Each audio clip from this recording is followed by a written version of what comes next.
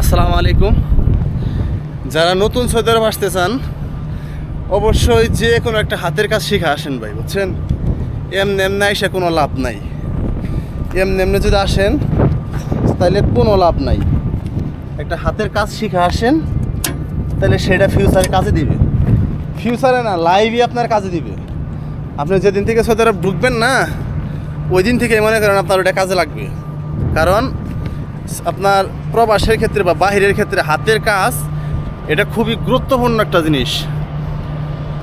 দেশে থেকে হয়তো বা আপনি ইলেকট্রনিক্সের কাজ শিখতে পারেন, আপনি এসির কাজ শিখতে পারেন, আপনার ইলেকট্রিশিয়ানের কাজ শিখতে পারেন, অথবা আপনি প্রিন্টারের কাজ শিখতে পারেন, অথবা আপনি ড্রাইভিং শিখে আসতে পারেন। ভাই কাজের ক্যাটাগরির কোনো অভাব নাই। যারা নতুন আসতে চান, বিশেষ করে সৌদি আরব বা বাহিরের যে কোনো দেশে যান না কেন, আপনার হাতের কাজ যদি ভাই জানা থাকে, তাহলে আপনার কারোর জন্য আপনার অপেক্ষা করতে হবে না। আপনি ভাষা বুঝেন আর না বুঝেন, কাজ আপনার জায়গায় নিয়ে যাবে। আপনার কাউরে বা তেল মালিশ করার কোনো প্রয়োজন হবে না তখন।